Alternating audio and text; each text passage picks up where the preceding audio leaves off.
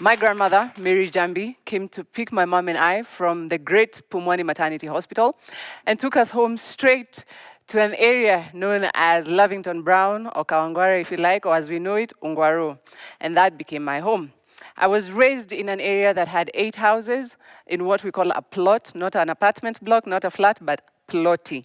8 houses, Lavington Brown, Ungwaro. And I grew up seeing people calling my grandmother Mami. And so, Mami it was. And she refused to be called grandma. She refused to be called Shosho. It was Mami. I was raised by Mami and my mother. Mami was an eclectic combination of Wamboyo Tieno, Rose Waruhio, Cardi B, and Madia without a gun. Mami was fierce. Mami was loyal. Mami was kind. Mami was fire. Mami was brutal with her honesty.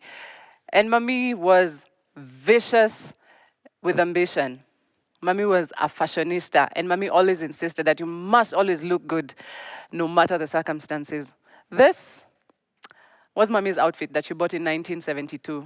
Mami would walk into Deacon's in the 1970s. Mami was not educated. She didn't have like an office job. Mami was a hustler. She would walk into Deacon's and buy some amazing outfits that are more than 50 years old today. It was long decided that I would get the best education, and these were values that were passed down from Mami to Mom.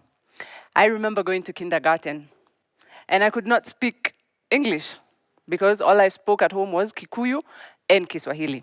And I went to school, and the kids were making fun of me because I couldn't speak English. And after that, I went home and I told Mami, Mami ni dikuna tadni gusho kashukuru yoyote dushana isho nishirade kerera nishirade yagedogo na gutirio dodira nyita. In French, that says, Mami, I'm not going back to school because those kids are making fun of me and I can't speak English. And she looked at me and said, diwe shiria shiana isho shiana mitwe iri kana makivudirio yagedogo ke unikora woja. And that in French means she did not think that those kids had either 2 brains or 2 heads. And she reiterated that I was also in class while they were learning English. I mean, without a doubt, after one term, I spoke that English. I later graduated to a very high-end primary school, an elite primary school in Nairobi. And the bullying got worse. And every time, I stood out like a sore thumb. And I tried and I fought just to be accepted. And this time an opportune moment came in. Students were outside the classroom chatting, and I thought, wow, this is the ample time for me, to just go and share my stories and also just feel like part of the group to be accepted.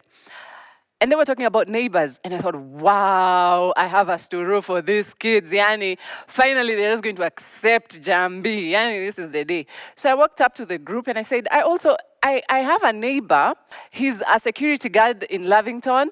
And then imagine this guy, he took a loan and then he catiared the boss's wife and then he brought her to our place, our plot. The culture shock was amazing. So I'm there telling them how this chick couldn't shower in the bathroom outside. She couldn't use the toilet outside. And these kids are looking at me like. And so I stood in silence as well because I'm wondering, when they relating like, Kwani they don't know about wuchis, Kwani, what's going on? Ama they don't have neighbors who are wuchis, like, And so these kids looked at me, and then one of them asked me, do you really know what kind of neighbors we talk about? And I said, yeah, neighbors. And they were like, no, it's a show on TV. And I'm sure you guys remember, neighbors should be there for one another. That's when good neighbors become good friends. By the way, everybody singing along to that song, Tafadhali retirement benefits, mwanze ku sign up. Yeah, so I went back home, and I was so embarrassed. And I told Mami, Reu Mami, niguthi shukuru. Gamera uhoro wa mudu tikara nake guko guo shanisho shiga ni digushoka shukuru digushoka ndarega. And my grandmother was like, guko guori tutire na matha magutida tugiuga shukuru kwanyu tukiruaga haro cia ciana riu uri ogwika mutire na TV na tutikugura tutire na mbeca iria twinacio ni cia gucaria irio. By the way, ni cio cia guthomithia. So please, can you fight your battles on your own? Yeah. And the next time they remind you don't have neighbors, tell them they don't have proper and real neighbors. So you fight your battles.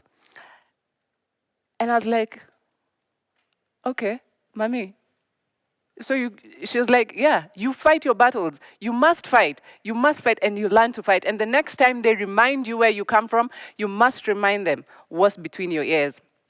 And mommy's greatest resolve was for me to go to university. My grandmother never had any education. She never had any formal education. I like to say my grandmother was alternatively educated. She was wise. She was an accountant. Mommy kept all her money without banking it. She kept all her money without banking it. Well, at least until M-Pesa came. And I told her about M-Pesa, and she was like, wow, this is such a great innovation. So you mean like they keep my money for me in the phone and you get it for me without stealing from me? Wow, that's amazing, Njambi. That's your job. So I was her M-Pesa accountant until later on. And Mami was amazing. She was a great cook. Mami was my biggest life coach. And I started my period at the age of 13. Nobody ever told me that it would be accompanied with such great pain. Mami and mom had told me that, they'd seen women and young girls suffer in pain due to menstruation, but not the kind of pain they had seen me battle, not the kind of pain they had seen me struggle with. At age of 15, mom and Mami decided to take me to the gynecologist. And the gynecologist said, whatever Njambi is going through is very normal, and the pain will go away once she gets a child. And I was like, when am I going to get a child? Like, okay, I'm 15, so when do I get a child? And I mean, first of all, here's mommy, I need to go to uni. My mom is like, yeah, you gotta go to uni. Yeah, so you're not getting a child. And a baby is not a pill. So yeah. So I grew up knowing it was normal, and that coupled with an identity crisis, high school was rough, extremely rough. And the pain was worse, and I had no clue, I had no idea what this was. And I graduated from high school, and I made it to university. My years at Daystar University were brutal. The pain was immense. I graduated from Daystar, and later on joined different media houses, and my health was deteriorating. I was getting worse by the day. So I was diagnosed with endometriosis. And endometriosis is a disease where tissue that normally lines the uterus grows outside of the uterus. It's a very painful disease, tremendous, I call it apocalyptic pain. And one of the major symptoms is painful periods that I've battled for the last 21 years. And I remember one very vivid moment when I was reading news on TV. I was a news anchor around 2013, and this was one of the biggest highlights of my life when Mami and Mom, would go to the market and they would ask people to be watching KBC because I was anchoring news on KBC, and everybody was now finally watching KBC because I was reading the news. And I would get on, and I would say, good evening and welcome to KBC News. I am Njambi Khoikai. And I would be speaking this to my grandmother, even though she never spoke a word in English, she never understood a word in English.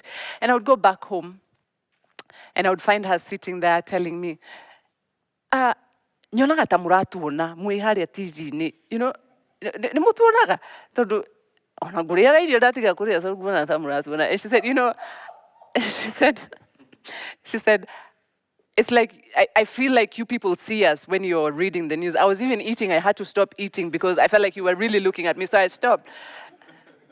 And she was very proud of me. And I had to stop reading news because the endometriosis was sporadically spreading all over my body.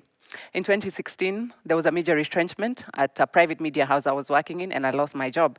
And I came back home to find Mami extremely sick. 2 weeks later, Mami was diagnosed with pancreatic cancer, stage 4. It broke my heart to see Mami silent, weak. My biggest life coach, who is now the weakest, she'd lost that fire, she'd lost that mojo.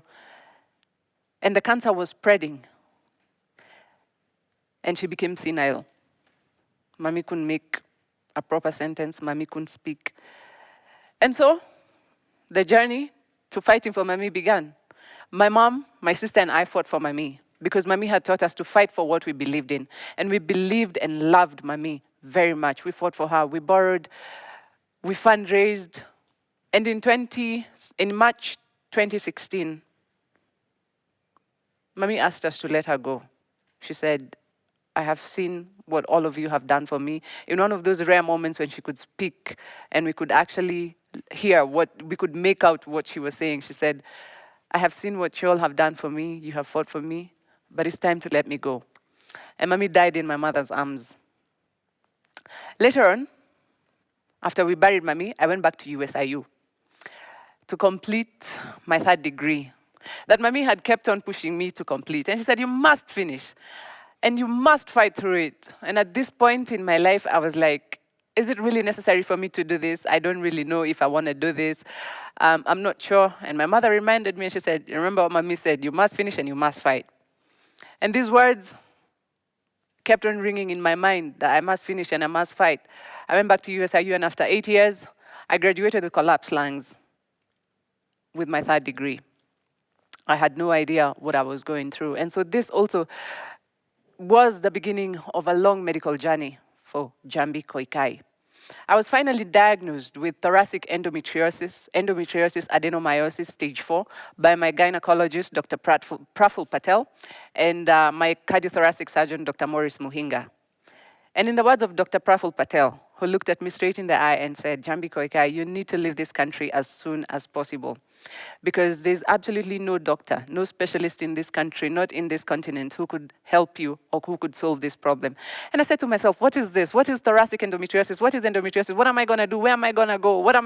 How am I going to do this? We have no money. You know, we've just come from a medical issue, and now here I am with this grave disease. And the cost of treatment was out of this world. We had spent all our funds on my education, on my mistreatment. There was absolutely no way we were going to raise the much needed funds. Mommy's words came ringing. I said, you must fight. You must fight. And this was the fight of my life. So I called my musician friends in the industry and we organized major concerts. Strangers came through to help with the logistics, with the planning, with the organizing, and everything that went through. My friends in the media came through with the interviews and the promos and the posters and everything in terms of marketing and advertising. And my friend Gilad, he also came and performed, and it was such a magical experience. I was 36 kilograms, and by the time I was being diagnosed by Dr. Praful Patel, I had gone through 18 surgeries. To be scared, I was not. I felt Mommy's words in spirit. I would always see her in my face, like, you're fight. My mom was scared. My mom had seen it all, her mother and now her daughter. And I was like, I have to do this for Mommy, and I have to do this for Mom and for myself and for my sister. We raised the much needed amount. And in March 2018, we finally arrived at the Center for Endometriosis Care in Atlanta, Georgia, under the care of Dr. Ken Sinavo and Dr. John Goldman. I went through the first major surgery, March 1st, 2018, and I was later placed under isolation for over a month. And then I developed complications and I went through another surgery. And in 2019, January of 2019, we were planning to come home and I developed major complications in my right lung and I had to go through another surgery. This was it. I was tired. This is surgery number 21. I am tired. I have gone through it. I was tired. And I was like, God, I've fought and I've fought and I've fought. And it doesn't seem like it's getting better. Throughout this whole ordeal, I never cried. This was the first time I cried. And I cried not because of the pain. I cried because this process was not ending. And I was mentally out of it. And so we went in through the surgery, and I was taken to the operating room, and they put in a tube, as they would normally do, to drain out the fluid in my lungs. And after 2 hours, the nurse came back and said, we have to take you back to the operating room, Njambi, because the tube that was fitted was not big enough. So I was taken back. And all this time, by the way, I can feel everything, eh? I can feel everything. So I was taken back. They put back the tube.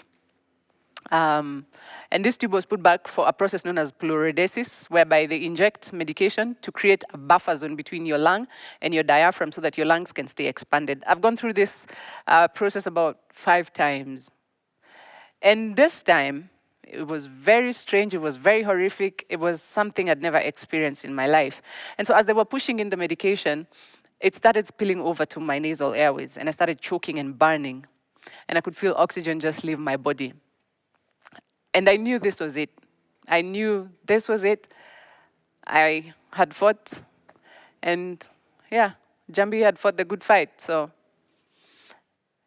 I could feel my limbs get weak. I could feel my legs starting to wobble on the bed.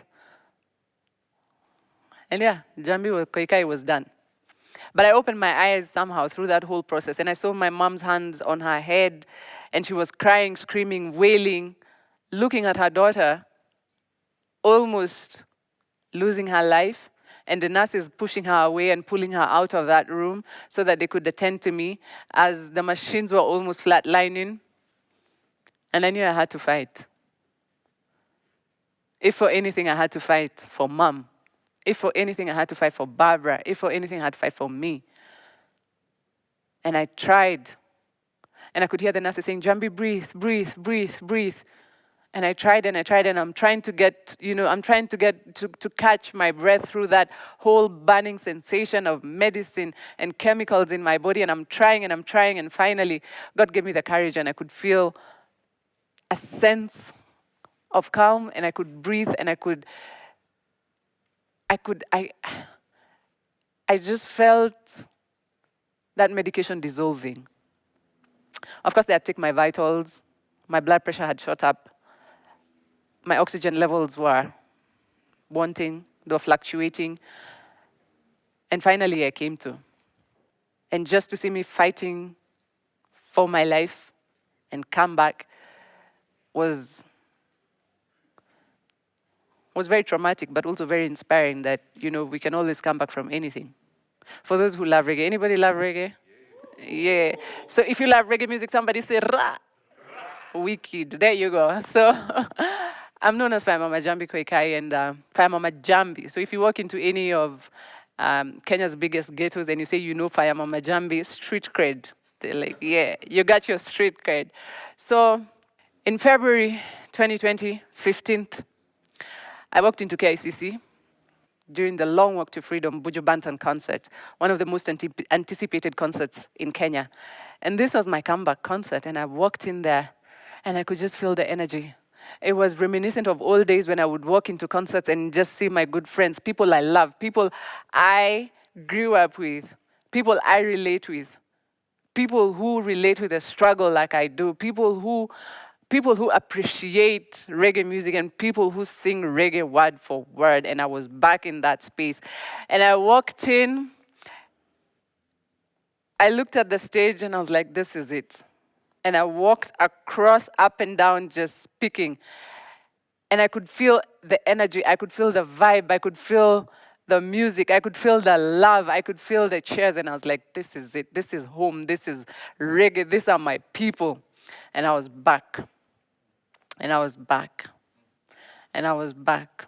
And I appreciate the love that has constantly been shown to me by my fans. I appreciate the love that has constantly been shown to me by strangers. I appreciate my family, my mom, my sister. And this is a tribute to my mother, my sister, and the late great Mami. To the biggest fight coach that I ever had, Mami. This is a great tribute to her, Mary Njambi. I love you and rest in peace. We miss you, Sana. To the prayer warriors who have consistently stood in the gap, to strangers who've helped me, to my friends, to a circle of friends, and the whole nation of Kenya that came together in the diaspora as well, I say thank you. Now, endometriosis is a disease that affects 1 in 10 women. We must fight for our women. We must stand for our women. We must fight for our little girls and women. Thank you very much.